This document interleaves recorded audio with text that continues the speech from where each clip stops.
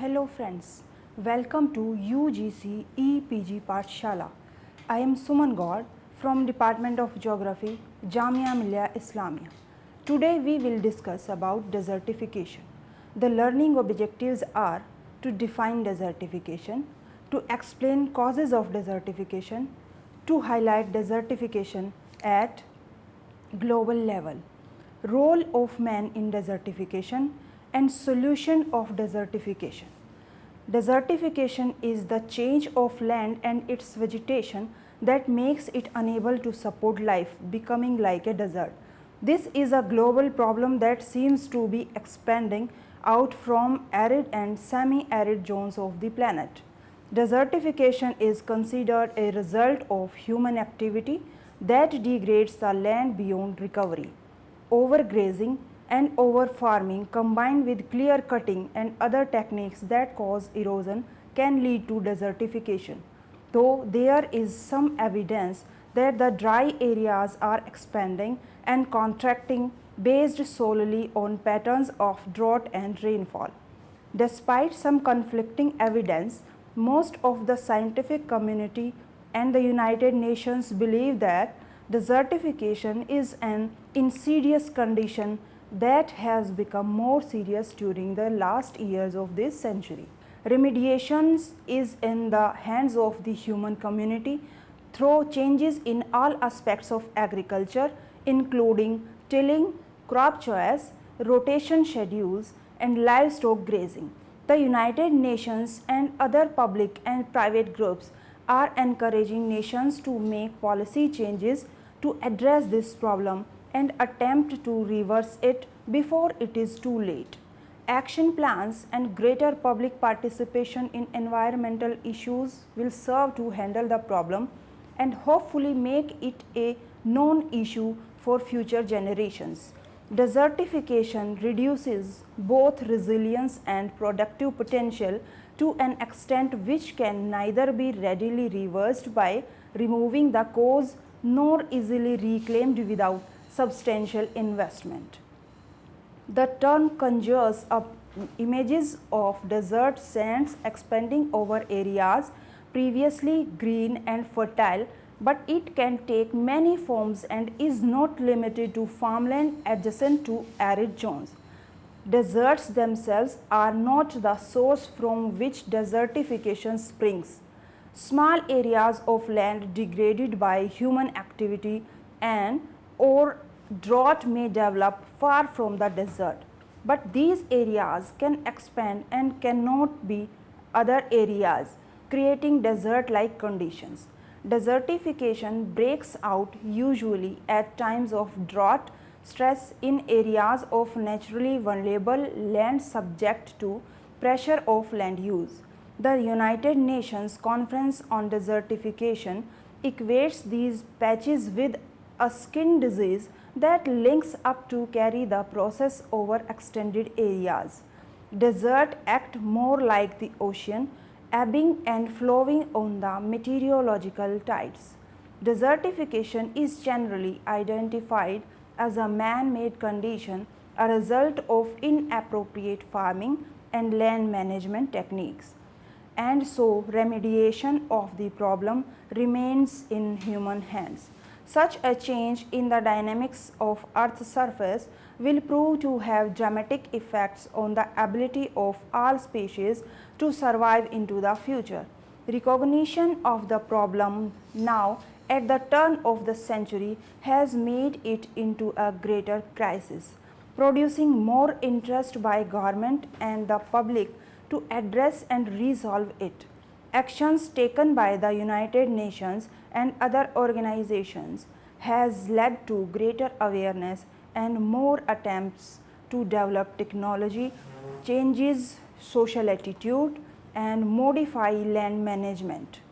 Desertification must be handled proactively because a wait and see attitude will only lead to further degradation. Desertification is the permanent decrease in biological productivity of dryland areas. Dryland areas comprise 41% of the Earth's land area and are home to roughly 2 billion people. or 34% of the Earth's population. Currently, over 250 million people in more than 100 countries are directly affected by desertification, and more are at risk. The situation is most severe in Africa, where 66% of the total land area is arid or semi-arid. Not only is desertification harmful to the earth and its inhabitants, but it is also expensive each year. The world loses 42 billion US dollars to desertification and its effects. It is a serious and growing problem in many regions of the world, including sub-Saharan Africa, the Middle East, Western Asia, Northern Mexico, and Southeastern South America, Western United States, prairies of Canada, and Eastern Australia. Societies estimate that 60,000 square kilometers of new desert are now annually created worldwide. Causes of desertification. The causes of desertification are both natural and man-made. Drought, rain patterns, increasing global temperature, and climate change contribute to the drying of already arid lands, but these areas are also extremely sensitive to human activity. 10 to 20% of drylands are already severely degraded, and some reports trace 70% of soil degradation to human-induced reasons, particularly population growth, agricultural technologies, and unsustainable policies. These factors degrade the land and create feedback effects that result in the loss of biodiversity as well. As a result of human activities and decisions such as overgrazing, the relationship between 7 key ecological factors: vegetation, albedo, temperature, precipitation, soil moisture, wind erosion, and water erosion becomes unbalanced. These mutually reinforcing relationships are especially susceptible to instabilities due to feedback effects and perturbations like unsustainable cultivation practices are only magnified over time, resulting in essentially irreversible effects. For instance, one of the main cause of desertification is unsustainable agricultural practices. This is the case in the Indian drylands of Maharashtra, Karnataka, Rajasthan, and Jhabua in Madhya Pradesh. In these areas, agricultural development and plantation expansion often rely on the overexploitation of scarce water resources to prevent crop failure. This mismanagement of water supply can include irrigation, groundwater, drainage systems, and the inadequate positioning of watering points. In addition, setting controlled fire to land promotes nutrient cycling when done correctly. But when done too frequently, it can permanently reduce the nutrient content of the land. Intensive well and canal irrigation methods and fires are only short-term agricultural solutions and unsustainable in the long run. They remove moisture and nutrients from the soil beyond a repairable point and accelerate the conversion of dry environments into desertified ones. The dangers of unsustainable land cultivation customs are exacerbated by high population growth rates in drylands. For example, the 2004 global population growth rate was 1.14%, but in Africa the rate was 2.4%. This places additional strain on already delicate physical systems as vegetation and natural forest cover. Earth's natural defense against land degradation are eliminated in an effort to sustain the population.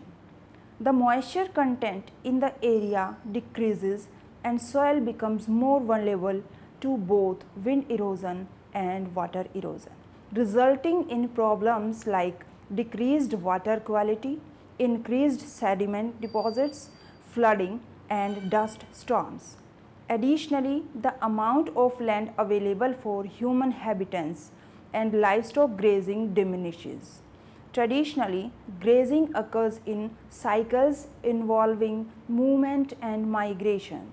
When one area becomes overgrazed, animals move to another area, giving the original land a chance to recover. However, the shortage of land causes overgrazing without replenishment, and over time the degradation becomes too severe that it renders the land permanently unproductive. The severeness of desertification depends on factors which vary from one region, country, or year to another. These include: number 1, the severity of the climatic conditions during the period considered, particularly in terms of annual rainfall. Number 2, population pressure and the standard of living of people involved. Number 3, the level of the country's development and the equality, the preventive measures taken. Effects of desertification. The process of desertification presents a serious impact on well-being and health of the people living in the areas affected by droughts and land degradation on an unprecedented global scale. The worst situations can be found in Africa, which is threatened because the land degradation processes affect about 46% of the whole continent and create a health risk to people living in the regions far beyond the affected areas. Asia, on the other hand, is the most severely affected continent in terms of the number of people and affected by desertification and drought. Dryland populations are often marginalized and unable to play a role in the decision making processes that affect their well-being, making them even more vulnerable. Desertification has environmental impacts that go beyond the areas directly affected. It devastates people regionally and at the global scale. For example, dust emanating from the East Asian region and the Sahara has also been implicated in respiratory problems as far away as North America and has affected coral reefs in the Caribbean. Furthermore, loss of vegetation can increase the formation of large dust clouds that can cause ill health problems in more densely populated areas during the dry season, thousands of miles away. Women and men are affected differently by desertification and land degradation according to different productive role that each group carry out. Women and children are especially vulnerable to droughts. When the natural resources in close proximity to their communities starts to disappear, women are exposed to higher stress in searching for food, water, and fuel wood at increased walking distances, often in dangerous conditions. Nevertheless, desertification is not just a problem for developing countries or for particular groups of people in Africa or Asia. The health impacts of desertification can be divided into malnutrition and famine, waterborne diseases, other infectious diseases, respiratory diseases, and burning injuries. Effects of malnutrition related to desertification and drought include growth and development retardation, major susceptibility to infections, blindness, and anemia. In particular, desertification can increase fecal oral diseases and water washed diseases, which spread from one person to another due to the lack of water for personal hygiene. The drying of water sources increase the use of heavily polluted water, leading to severe epidemics. The other effects of desertifications are the soil becomes infertile. As desertification occurs, the soil can be blown or washed away, and valuable soil moisture nutrients are lost. Through the use of unsustainable irrigation techniques, salt can also build up in the soil, rendering the soil useless for growing crops or other plants. As the soil dries out, it hardens and it becomes difficult for any rainfall that does occur to penetrate below the soil's surface. And what remains left is a lifeless pile of dust instead of a life-giving medium. Number 2. Vegetation is damaged or destroyed. Desertification reduces the ability of land to support plant life. Loose soil, buried plants, or their roots become exposed and cannot fulfill their function. With plants drying, rainwater gets washed away instead of being drawn into the soil, which only scales up the problem as remaining plants do not have enough moisture to survive dry spell as they used to. Additionally, if the land is used for grazing at this stage, it only results in a quicker loss of plant species and total degradation. Number 1. Soil erosion. The reduction in plant cover increases the erosion of the soil due to increased runoff and direct exposure to wind. This results in the decrease of water storing capacity of soils. The process of desertification is worsened by as the soil becomes increasingly arid and there are no more plants to hold it in place and distribute nutrients. Soil erosion is the final step that closes the loop of continual soil deterioration that is impossible to revert. Number 2. Disasters. Desertification makes natural disasters worse. Events such as flooding, dust storms, and pollution all become stronger in the areas with heavily degraded soil. Without any plants stabilizing the soil and slowing down the runoff, rainwater easily accumulates and floods human settlements in the blink of an eye. Except causing damage, flood water also picks up unwanted pollutants while making its progress through urban areas, and that's how pollution spread over vast areas. Number 3. Polluted sources of drinking water. Vegetation plays an important role in cleaning our water. Plants and trees function like natural filters, storing pollutants such as heavy metals from water in their own bodies. Barren soils lack this green filter and therefore more of these harmful substances enter our groundwater reservoirs. Number 3. Famine, poverty and starvation.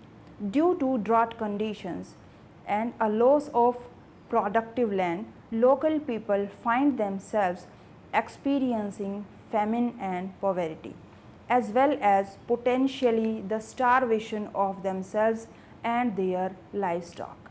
Number 4. Collapse of civilizations.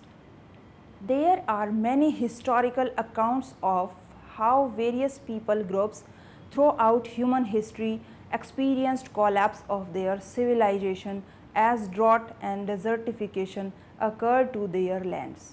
These accounts include the Carthage civilization, the Harappan civilization, people groups in ancient Greece, the Roman Empire, and the people groups in ancient China. Number 5. Mass migration. Desertification events have been a major driver behind the migration of large human population throughout history. When soils are not able to support their civilization, people set on the move to look for better locations. One historical record of such a migration are sea peoples who during the Bronze Age sailed their ships to Egypt, Syria, and Cyprus, most likely from southern European countries. Extinction. Species that once lived in a fertile and productive climate may not survive in a newly desertified region. With a changing ecosystem, species must adapt to their new climate or migrate to a more favorable climate. Unfortunately, some of them also become extinct or their inability to cope with a sudden change of their environment. Solution of desertification. The international communities has long recognized that desertification is a major economic, social and environmental problem of concern to many countries in all regions of the world and is one of the central challenge as it aims to achieve the Millennium Development Goals by 2015. The United Nations has created various programs to prevent desertification and to handle the problems arising from drought and crop failure. The United Nations Conference on Desertification in 1977 produced the Plan of Action to Combat Desertification, made up of guidelines and recommendations for countries to use when developing their environmental action plans. The delegates at the United Nations Conference on Environment in 1992 demanded that a convention to combat desertification in those countries experiencing serious drought and or desertification, particularly in Africa, be created by June 1994. Some of the convention guidelines includes number 1, active support of the efforts of affected developing country parties by developed countries. Number 2, provision of financial resources from developed countries to developing ones. Number 3, provision of access to technology and knowledge about desertification from developed countries to developing ones. Number 4, establishment of strategies for combating desertification. Number 5, promotion of awareness and participation by the local population in action to fight desertification. And 6th, provision of laws, policies and action programs to effectively handle desertification.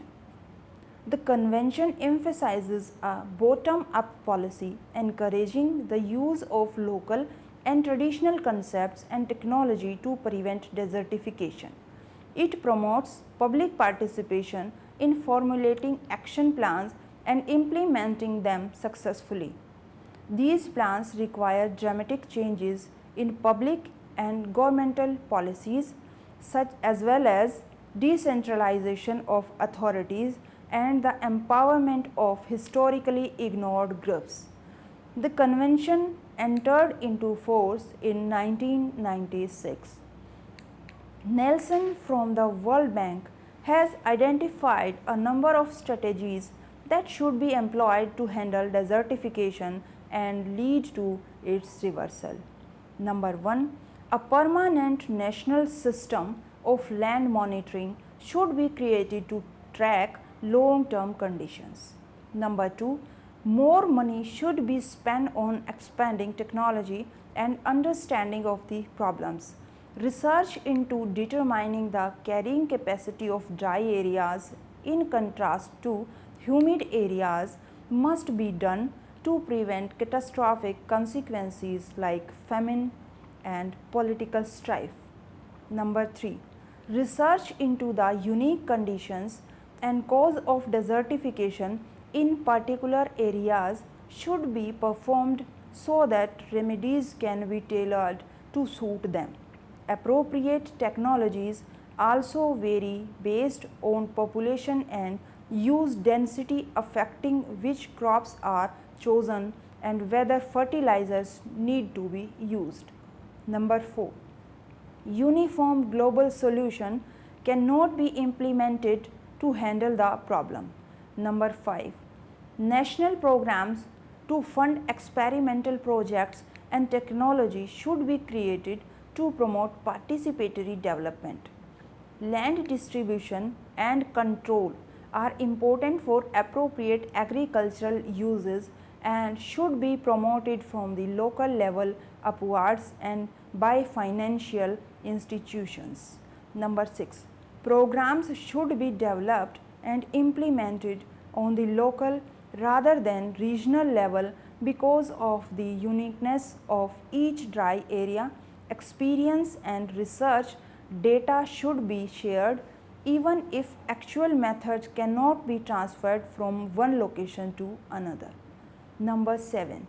Governmental policies should be changed to promote local responses to problems in lieu of government interventions to bring solution. Number 8. Policies for handling and possible promoting migration from dry areas should be created so that if migration does occur, it will not produce political, economic, social and environmental instability. Number 9. Long-term planning and land development should be promoted to the extent they are needed without overwriting current management plans that are able to handle changing environmental conditions. Number 10.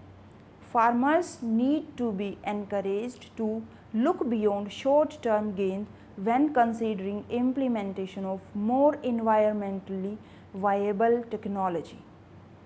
Conclusion. Adjusting methods of farming and irrigation in conjunction with international programs appears to be the best plan for handling encroaching desertification.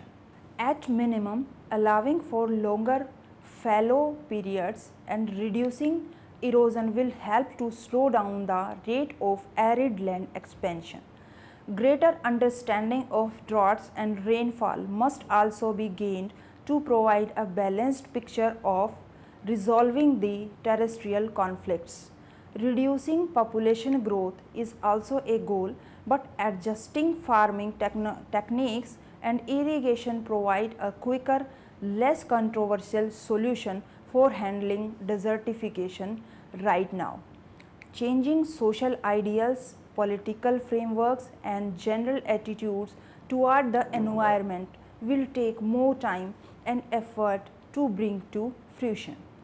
Recognition of the problem as the country ends has given it greater urgency, and perhaps that is appropriate. Global responses must be swift, organized and effective to prevent further degradation. Thank you.